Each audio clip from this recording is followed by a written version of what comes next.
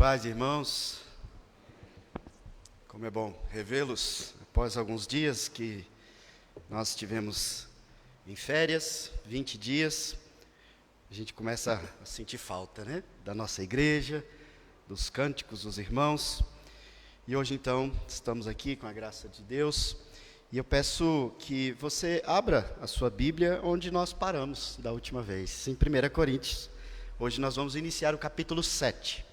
Então, abra, por favor, a sua Bíblia, primeira carta de Paulo aos Coríntios. Eu vou ler do verso 1 até o verso 9 do capítulo 7. Esse assunto é de extrema importância que nós entendamos, para que nos esforcemos e busquemos no Senhor força para viver segundo a vontade dEle, para o nosso próprio aprazimento, para que sejamos bem-aventurados nesse assunto, onde Paulo aborda e orienta sobre casamento, divórcio e assuntos relacionados. A palavra do Senhor diz assim: quanto ao que me escrevestes, é bom que o homem não toque em mulher, mas por causa da impureza, cada um tenha a sua própria esposa, e cada uma o seu próprio marido. O marido conceda à esposa o que lhe é devido, e também, semelhantemente, a esposa ao seu marido. A mulher não tem poder sobre o seu próprio corpo, e sim o marido.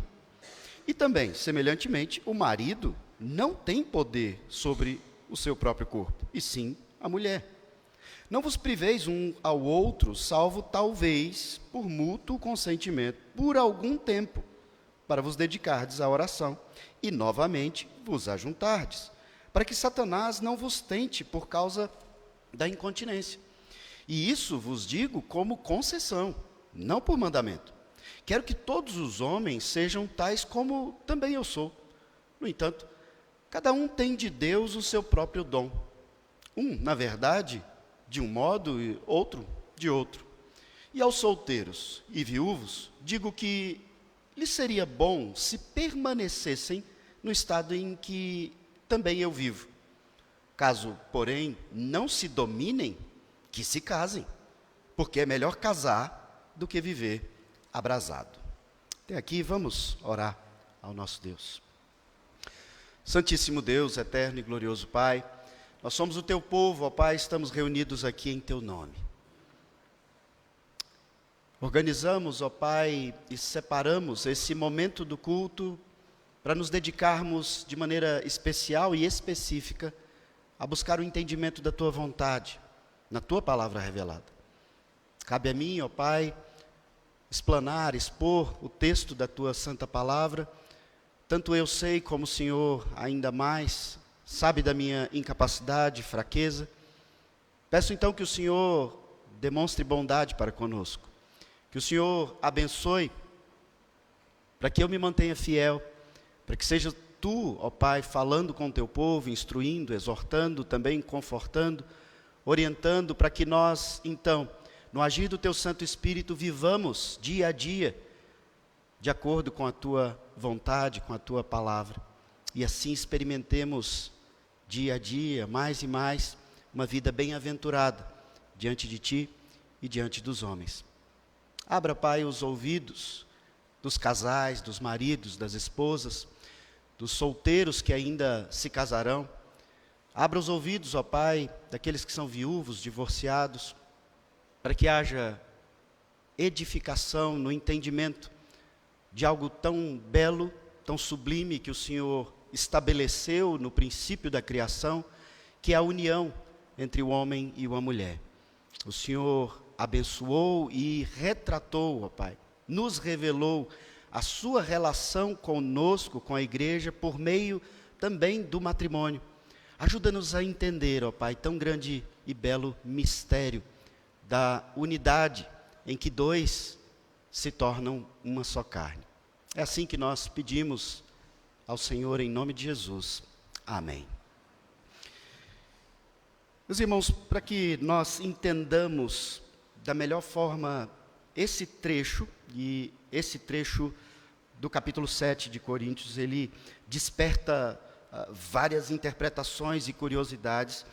Eu acredito que a primeira coisa que nós precisamos estabelecer aqui, para facilitar o entendimento e evitar o erro, é percebermos que, logo no primeiro verso, o apóstolo Paulo ele nos traz uma informação que é fundamental e, inclusive, nos orienta como interpretar esse trecho. Porque muitas pessoas olham o apóstolo Paulo instruindo aqui e alguns pensam, mas Deus não criou o casamento e ele está dizendo é melhor ficar sozinho? Veja, o apóstolo Paulo não está sendo contraditório, ele está respondendo uma pergunta específica com esse trecho. Veja que ele diz logo no verso 1 do capítulo 7, quanto ao que me escrevestes. Ele tem em mãos uma carta que chegou da igreja. Veja que nós estamos vindo desde o capítulo 1 de 1 Coríntios, onde Paulo constantemente tem nos informado que tudo aquilo que ele está tratando, está tratando, orientando, porque ele foi informado sobre aqueles problemas que existiam. Pessoas trouxeram essa informação a ele. E aqui, nesse verso, ele diz, vocês me escreveram e vocês me perguntaram algumas coisas. Então, sobre o que vocês me perguntaram, veja, ele está respondendo algo sobre esse assunto, sobre a pergunta específica que me fizeram. Então, eu quero dizer algo para vocês, é bom que o homem não toque em mulher. Percebe como muda? Ele não está criando um mandamento geral, genérico, sobre homens não toquem em mulheres. Ele está dizendo, sobre o que vocês me perguntaram, eu vou responder para vocês, e a primeira coisa é melhor que os irmãos, os homens da igreja, não fiquem tocando aleatoriamente, sensualmente, deliberadamente as mulheres da igreja. Essas mulheres são vossas irmãs, estão ligadas eternamente a vocês, homens, na vida eterna. Então não fiquem tocando, defraudando as vossas irmãs. As pessoas que levam essa carta ao apóstolo Paulo, lá no capítulo 16, no finalzinho, no verso 15, ele diz o nome. Ele fala de Estéfanas, Fortunato e Acaico. Provavelmente essas três pessoas são aquelas que escreveram a carta, ou pelo menos aquelas que estiveram com Paulo, trazendo essa pergunta, e não foi uma pergunta somente. Nós vamos tratar de outros assuntos relacionados ao matrimônio, ao divórcio e também aos dons espirituais, que ele vai respondendo um a um. Nós começamos aqui com essa resposta sobre estar solteiro ou estar casado. Essas pessoas foram até Paulo, levaram a ele uma oferta de sustento para ele, e ali elas entregam essa carta, trazendo essa pergunta. E veja, nós precisamos lembrar aqui, olhar um pouco para a história que nós já vimos aqui, do contexto de Coríntios. Havia algo que acontecia de maneira muito forte, que até hoje a gente sofre com isso, que é aquele pensamento filosófico chamado dualismo, onde a carne é naturalmente má e o espírito é bom. Eu já falei por 2 vezes desse assunto, era um assunto que estava muito forte ali. Hoje, nós aqui não ficamos falando aí na nossa segunda, terça-feira sobre dualismo, mas ele está presente. Nós separamos o sagrado do profano e ficamos dividindo as coisas e atribuindo pecado a coisas que não são pecaminosas, porque nós simplesmente entendemos que há uma separação, quando Deus nos faz de maneira una, para a glória dele, integralmente.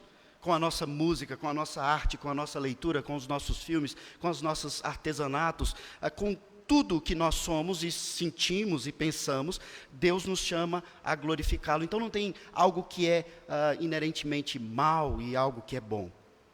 Mas esse pensamento está muito forte na igreja de Corinto, e então surge, dentro do contexto da igreja, algumas pessoas que defendem que o casamento, por ter a sua consumação, como nós lemos em Gênesis 2, a sua consumação é a união carnal de um casal. Se a carne é má, as pessoas automaticamente, nesse pensamento do dualismo, pensaram, então a intimidade de um casal é algo que está ligado a pecado, é pecaminoso. Então é melhor você não se casar, é melhor você não ter essa unidade, ou essa intimidade, ou essa a conjunção carnal. Seria então mais espiritual, mais santo, mais crente, alguém que não se casa. E então surge a pergunta para Paulo. Veja, permanecer solteiro, apóstolo Paulo, é mais espiritual do que o casamento? Nós não sabemos exatamente como que foi redigida a pergunta, mas é nesse sentido. Ficar solteiro, sem pecar, é claro, é mais espiritual do que o casamento? E o apóstolo Paulo, então, nos explica por meio de alguns fundamentos, dizendo, é bom ter o dom da solteirice. É bom ficar solteiro. É bom ficar sozinho. Se você fosse dedicar, no tempo que você se dedicaria ao seu cônjuge, se você fosse dedicar à sua vida de piedade, santificação, glória a Deus, totalmente. É bom, então, ser solteiro, porque você tem mais tempo. Mas isso não faz a pessoa solteira superior, espiritualmente, às outras que são casadas. Se você não tem o dom, e ele coloca como um dom ficar solteiro, ele diz, se você não tem esse dom, então é melhor você se casar. É o que ele diz no final. Pois bem, é isso que ele responde, e nós vamos ver aqui os fundamentos que ele lança, e eu espero realmente que os casamentos aqui, os casais aqui, sejam instruídos e abençoados nesse sentido, aqueles que vão se casar, tenham essa orientação para que também saibam o que eles estão almejando, e aqueles que são solteiros, por assim dizer, convictos, que também tenham orientação bíblica e embasem, fundamentem a sua convicção sobre permanecer solteiro, viúvo, divorciado, casado, e enfim. Veja, ele diz que tem uma carta, no verso 2, ele nos diz, mas por causa da impureza, cada um tem a sua própria esposa e seu próprio marido. Ou seja, como que a gente entende aqui o verso 2? Ele está lançando já algum fundamento aqui. Ele diz, olha, é bom que o homem, crente, não fique tocando sensualmente outras mulheres da igreja. Mas, por causa da impureza, ou seja, é bom que o homem fique solteiro, mas, por causa da impureza, se case. É o que ele diz no verso 2. Ao invés de você ficar tocando as pessoas, e aqui, irmãos, no nosso contexto, isso já está tão impregnado que eu lembro quando eu era adolescente, meus pais lutavam contra isso. Hoje a gente já não tem mais nem, pelo menos na cultura do mundo, lutar. O linguajar, o ato de ficar, já é algo que faz parte. E está errado. Eu não estou aqui querendo dizer que está certo e a gente vai deixar, não. Está errado. Mas é disso que ele está falando. Se você quer ficar solteiro, então você não vai ficar... Fica estranho, né? Ficar ficando. Você não vai sair andando por aí, beijando, abraçando e tendo encontros sensuais, emotivos ou namoricos. É melhor você se casar. É disso que ele está falando. Se você realmente não vai tocar em ninguém, ótimo, então se dedique ao Senhor. Mas eu conheço a impureza. Quando ele fala dessa maneira, ele está mostrando para nós que ele tem conhecimento do nosso coração. E você diz, mas o apóstolo Paulo é casado, ele sabe do casamento? Irmãos, nós não temos essa informação com profundidade. Mas muitos, e eu diria que a maioria dos estudiosos, eles entendem que o apóstolo Paulo conhecia de maneira tão profunda essas questões de casamento, de família, que provavelmente ele foi casado. Talvez na sua conversão a sua esposa o abandonou, pela forma com que ele abraçou o ministério apostólico, ou talvez ele fosse viúvo, nós não sabemos. Mas ele tem realmente um conhecimento muito profundo das relações e de como funciona o casamento, como funciona. Ele não é um homem que simplesmente não tem esses desejos, não tem esses pensamentos, ele conhece. E eu estou trazendo essa informação porque ele coloca aqui algo fundamental. Ele está lembrando do que Jeremias ensina lá em Jeremias 9:17. Ele diz, olha, o seu coração é corrupto. Você não vai conseguir permanecer como um solteiro, sem nenhuma pulsão, sem nenhum desejo, sem pecar. Então, por causa dessa condição do seu coração, por causa dessa natureza, é melhor você firmar na sua cabeça o propósito de se casar. E aí, talvez, alguns de vocês estão pensando, mas pastor, você disse que casamento e união, conjunção carnal não é impuro. Por que está falando de impureza? Impureza, e aqui é uma palavra muito específica, ele está falando exatamente da pessoa que fica como um beija-flor. Conhece um, conhece outro, conhece outro, conhece outro, conhece outro, conhece outro. E naquela tentativa, eu vou me casar, eu vou encontrar o meu príncipe encantado, a minha princesa encantada, ou a metade da laranja. Ele está dizendo, olha, isso é uma vida impura. Você não foi criado para isso. E nós precisamos entender isso, os jovens, os adolescentes precisam entender isso o quanto antes. O grande problema é que os pais, os mais maduros na fé, orientam os filhos, só que os filhos olham para os pais e dizem, mas é uma pessoa antiquada, na época dele ele nem ficava, ele não sabe das necessidades, e aí vem a mídia, vem as informações, dizem, os hormônios, a necessidade fisiológica, sim, há necessidade fisiológica, porque Deus não faz a sua obra de maneira incompleta. Imagine que Deus dá ordem de procriação e as pessoas não tivessem nenhum tipo de pulsão, de interesse, de necessidade fisiológica. Tem, porque tudo aquilo que Deus comanda, Ele mesmo cria todo o mecanismo para que se viva. Então nós já nascemos e logo na pré-adolescência, na adolescência, nós começamos a ter então essa quantidade imensa de hormônios nos mostrando, olha, eu preciso ter alguém. Sim, mas faça isso do jeito certo.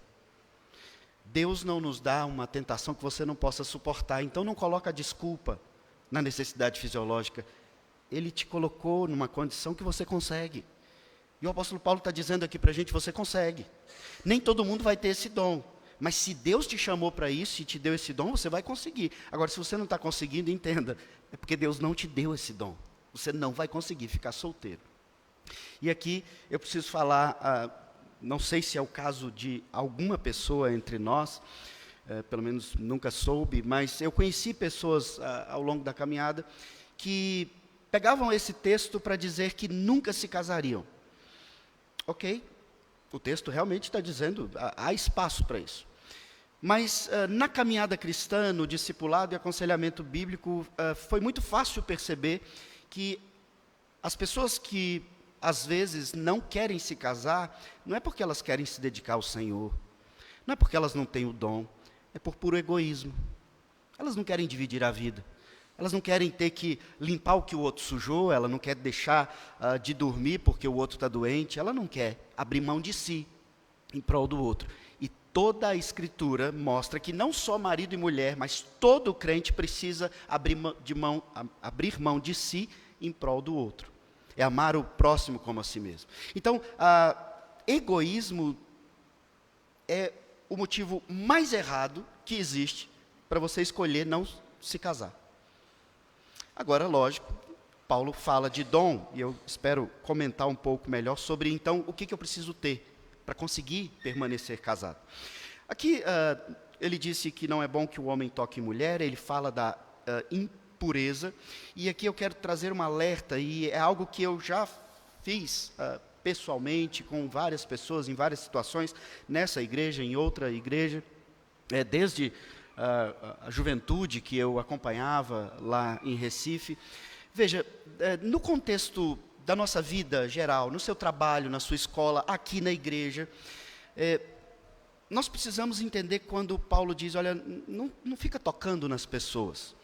E aí você diz, mas pastor, dentro da igreja, o apóstolo Paulo não escreve dizendo que nós devemos nos saudar com um beijo, o ósculo santo? Sim, ele diz isso, para que fique forte e enfatizado a nossa unidade, a nossa comunhão como irmãos.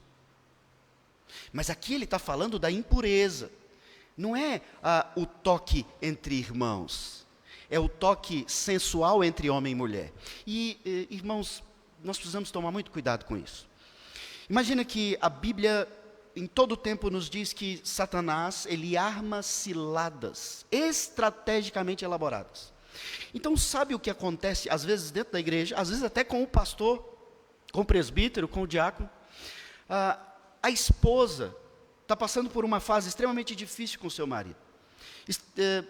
enfrentando dificuldades financeiras, doenças, brigas, passando por diversos problemas, então ela vem para a igreja.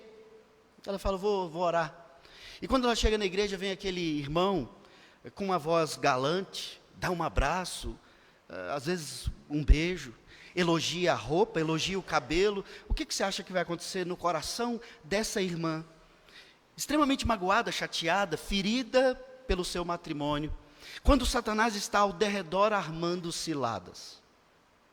Nós não devemos ficar por aí abraçando sensualmente, tocando sensualmente, elogiando de maneira errada. É lógico que você não precisa ser grosso, você não precisa ser frio, você não precisa destratar ninguém, não é disso que eu estou falando. Mas Paulo diz, olha, não fica tocando, não fica pegando, porque existe toque e existe toque, e ele está dizendo, vocês são irmãos em Cristo. Então, existe o toque dos irmãos, existe o ósculo santo, mas vocês são irmãos. E aqui, jovens, adolescentes, que os pais querem que vocês namorem e se casem dentro da igreja. Cuidado, porque na caminhada, na sua escolha, talvez você acabe tocando 3 ou 4 irmãos, sensualmente, até achar o seu marido. Então, qual é a orientação? Não toque sensualmente. Isso é para o casamento, isso é para depois. Até por causa da impureza, você não vai conseguir se conter, se segurar. Então, toques indevidos, sensuais, beijos, elogios, precisam ser muito bem pensados. Porque o nosso coração é corrupto, ele é caído e ele pode se encher de desejo, de vontade. E quero, por último aqui, nesse sentido, lembrar do que aconteceu com o homem lá no jardim. O Senhor proibiu lançar mão daquele fruto. E o texto diz que a serpente ali, de maneira astuta, como eu estou dizendo para vocês, que Satanás astutamente arma ciladas na sua vida, a serpente diz, olha, não é bem assim, gente. Que mal tem nisso? Qual o problema? É só uma fruta. Olha o tanto de fruta que Deus fez, o tanto de alimento. Isso aqui é só mais um. Deus está proibindo vocês de bobeira. É desse jeito que Satanás te tenta. Ele não vem com aquela carona feia dos filmes. Então, Eva olha para aquele fruto que para ela era indiferente, porque estava proibido, e aquilo que é proibido deve ser indiferente para nós. Mas quando Satanás arma aquela cilada, ela olha para aquele fruto, e o texto diz, ela começou a achar aquilo agradável de olhar. Às vezes, dentro da igreja, no seu trabalho, na sua escola, em vários lugares, na academia, onde você vai. Às vezes a pessoa é indiferente, mas se ela fala uma coisa e Satanás armou uma cilada, você olha para aquela pessoa e fala, eu nunca tinha reparado tanto que ela é simpática. Gente, que pessoa educada. Que pessoa divertida. Né? Meus filhos não me elogiam, meu marido ou minha esposa não reconhece o que eu faço por eles. E essa pessoa está aqui me agradecendo de uma forma tão gentil, no dia a dia do meu trabalho, pronta para me servir, trazendo um chocolate, trazendo uma lembrança, e aquilo ali começa a se tornar agradável, e o texto lá de Gênesis diz, depois de achar agradável, ela começa a achar desejável. Você começa a desejar aquilo. Gente, é tão bom, que eu quero isso para mim. Então, ela lança a mão, come do fruto, leva para o seu marido, e ele também, não cumprindo o papel do sacerdote do lar, de líder, de cabeça, de quem toma a decisão, ele simplesmente se deixa levar e cai em pecado. Eu estou falando dessa maneira, mas eu creio que está assim mais subjetiva, mas eu creio que está muito claro o que eu estou querendo dizer para vocês. Não confie em você, não. Porque se você confiar, você vai cair. Ele diz que nós somos impuros. No verso 3, então, ele diz, marido, você precisa conceder à sua esposa o que é dela. E aqui, entenda, quando você casa, e jovens que querem se casar, entenda isso antes de casar.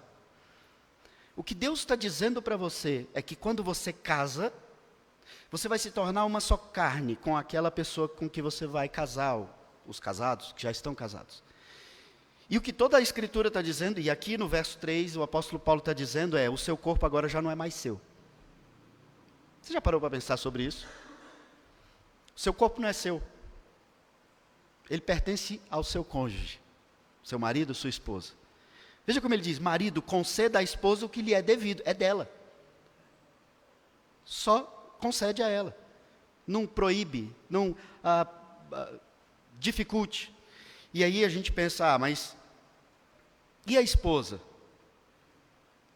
A experiência pastoral tem me mostrado que mais tem acontecido do lado da esposa. A esposa não conceder ao marido o que ele tanto deseja. Ele diz, também semelhantemente, esposa, conceda ao seu marido o que é dele. Quantos casais, quando estão passando por dificuldade, estão passando por problemas, estão brigando, usam a intimidade como penitência? Esposas, eu não digo que não acontece com os homens, mas na grande maioria, pela minha experiência pessoal, eu tenho visto as esposas fazendo isso. A esposa não concede mais ao marido o que é dele, porque ela está com raiva dele. Ela quer que ele faça algo e ele não está fazendo. Então ela tira algo que ele quer. E você diz, mas é justo, não? Não. Porque quando você deixa de fazer o que você tem que fazer, você pegou o pecado que era dele e fez virar o seu pecado. Porque a Escritura diz, o seu corpo não é seu, é dele. E vice-versa. O seu corpo não é seu, é dela. Mas ele não está fazendo a parte dele. Então, busque orientação, busque o seu pastor, converse, tente resolver o pecado dele. Não pega o pecado dele e faz virar o seu pecado. Aí vem a questão hormonal de novo. Para os adolescentes é um problema, para a esposa é outro problema. Especialmente onde acontece a maior percentual de divórcios, é ali nos 2 primeiros anos de casamento, especialmente quando tem um filho, uma gestação e um filho. Ou mais, depende do período, não quero ser tão específico, mas são onde acontece a maioria dos divórcios, antes dos 5 primeiros anos. E é, normalmente, em grande parte, depois que nasce, depois da gestação e o nascimento do filho. Por quê? É fisiológico de novo. A mulher tem todo o seu corpo voltado para o seu marido, ela é uma mulher. Mas então agora tem um ser sendo gerado dentro dela, na gestação. E todos os seus hormônios e todo o seu funcionamento corporal deixa de se voltar e focar na sua sensualidade e feminilidade para se tornar mãe. Então, fisiologicamente, agora, todo o seu pensamento, sentimento, afeto e fisiologia estão voltados para a maternidade. O que ela faz? Coloca o marido lá no outro quartinho. E quando o filho nasce, pega logo suas coisas e fica lá, porque o filho vai dormir do meu lado, porque eu tenho que amamentar, eu tenho que escutar quando ele chora, eu tenho que ver se ele está com febre, eu tenho que ver se ele não vai passar mal. Então, marido, vai para lá, dispensa, vai para a sala, e o filho fica aqui. Está errado? Está colocando no lugar do marido o filho, e filho é filho, herança do Senhor, presente, bênção, mas é filho, é dado por Deus para que nós criemos para Deus. Ele é de Deus, ele é herança do Senhor para que nós cuidemos, mas ele não é nosso.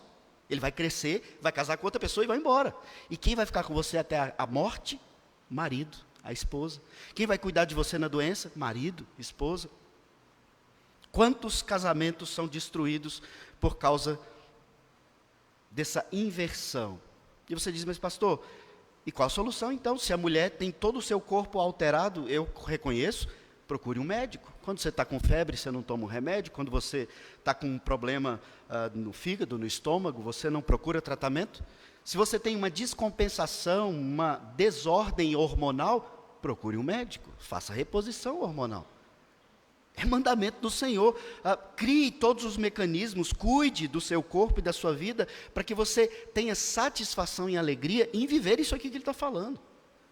Mas você diz, mas eu não tenho vontade, então tem alguma coisa errada. Você não tinha vontade quando você era mais nova? Quando começou a namorar, então o que aconteceu? O problema é que a gente deixa para lá. Tem outras prioridades, tem o trabalho, tem aquela conquista, tem o estudo, tem tanta coisa, e o marido, o casamento, o matrimônio, a beleza, o deleite, a alegria, o prazer, começam a ser algo já sem tanta importância. Isso também é impureza. E o apóstolo Paulo diz, seu corpo não é seu, então não proíba, não negligencie, não deixe que o outro seja tentado. Veja como ele fala no verso 5, no finalzinho do verso 5. Ele fala sobre estarem sempre juntos, e ele diz, vocês precisam se ajuntar novamente, rapidamente, para que Satanás não vos tente por causa da incontinência. O apóstolo Paulo sabe que existe incontinência. As pessoas não conseguem conter, elas acabam pecando. E, como eu disse anteriormente, quem peca é que está errado, mas se você estiver fazendo com que a pessoa se sinta tentada, você precisa mudar. É o que ele diz no verso 3. Ele então explica isso de maneira mais profunda no verso 4, dizendo, olha, a mulher não tem poder sobre o seu próprio corpo. E tem pessoas que pensam e defendem que o apóstolo Paulo é machista, né? E aqui no início do verso 4 até a gente pode pensar isso.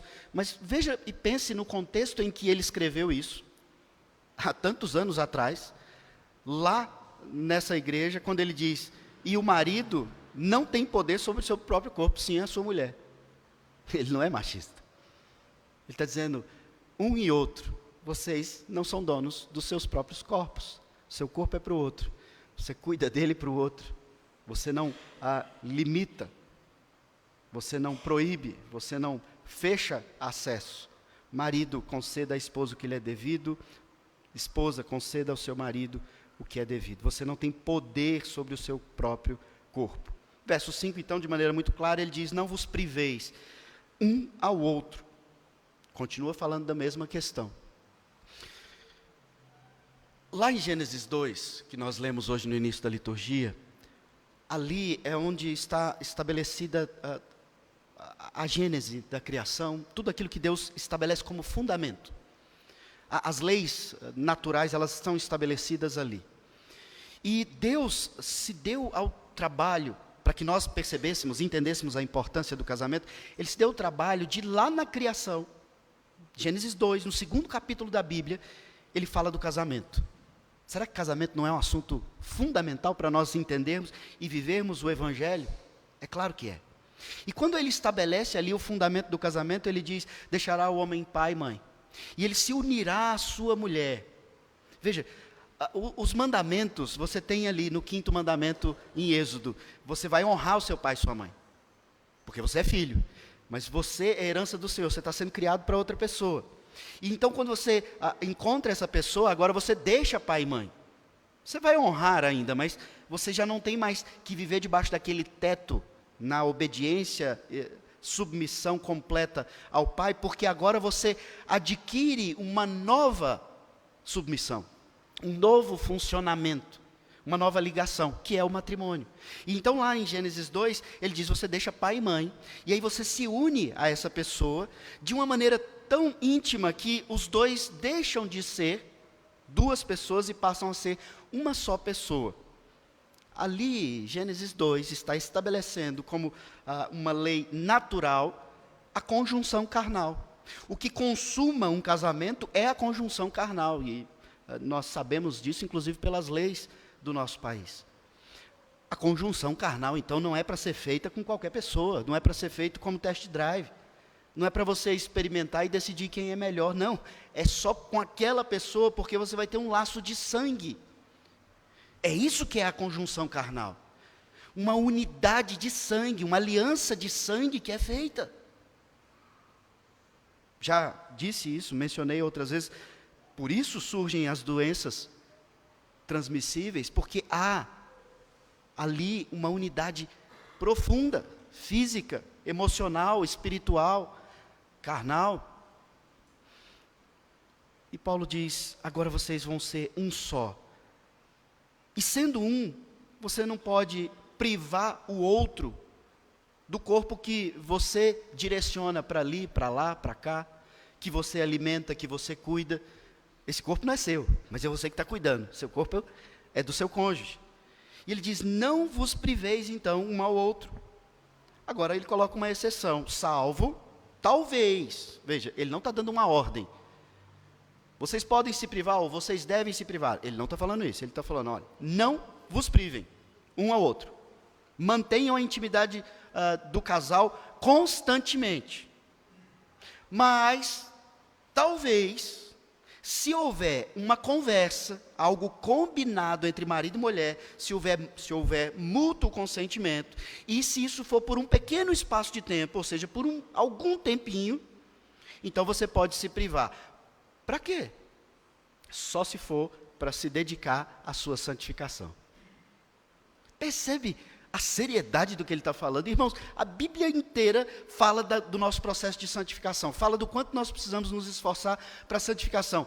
Então, a palavra vem e diz, olha, mas vocês não vão se afastar um do outro, a não ser que seja com o propósito de santificação. Para outros propósitos, não. Vocês não vão se afastar, vocês não vão se privar. Vocês só vão fazer isso se forem para se dedicar por um tempo à oração. Aqui ele está falando algo parecido com o jejum. E jejum, já disse outras vezes para vocês, não é dieta, não é só parar de comer. É não se alimentar de algo prazeroso para que naquele mesmo tempo, dedicação, momento e emoção, você se dedique à oração, à leitura, à sua vida de piedade. Então, no casamento aqui, ele está fazendo algo muito parecido. Você vai se privar? Então, combinem isso antes, por algum tempo só, e para este objetivo específico. Então, vocês se dedicam à oração e então voltam a se ajuntar, a ter uma vida regular de intimidade. Por quê? Eu li anteriormente, para que Satanás não vos tente por causa da incontinência. E repito, se alguém chegar a adulterar, trair no casamento, a culpa é dele. Mas se a esposa negligenciou durante meses, anos, ela participou da tentação. Ele está errado, ou elas, quem tiver traído. O pecado é dele, intransferível. Mas você pode ter contribuído, pode ter disposto à tentação. E pensem nisso. Às vezes você não está nem percebendo, porque para você isso perdeu a importância, perdeu o significado. Quando Paulo escreve o verso 6, ele diz, isso que eu acabei de dizer no verso 5, eu não coloco como um mandamento, viu? É uma concessão. Ele está dizendo, isso não é ordem para vocês fazerem sempre um afastamento da intimidade para orar. Ele diz, não, isso não é um mandamento bíblico, não. O mandamento é ficar junto. Eu estou fazendo uma concessão, estou abrindo uma exceção, se for para esse objetivo. Veja que ele deixa bem claro, não tem dúvida. Então, ele diz no verso 7, tendo entendido tudo isso, eu gostaria que todos os homens fossem como eu. Porque Paulo, a gente sabe, ele não está casado, quando ele se dedica ao ministério apostólico. E ele diz, eu gostaria que na igreja tivesse um monte de gente solteira se dedicando totalmente ao evangelho como eu. E o que ele está falando não é estranho, seria maravilhoso. Mas será que um jovem ou uma jovem que não deseja casar hoje, ela não deseja casar porque ela quer se dedicar integralmente ao serviço, trabalho, de evangelização, de estudo da palavra, de dedicação às atividades da igreja? Ou será que é para ela assistir Netflix sozinha?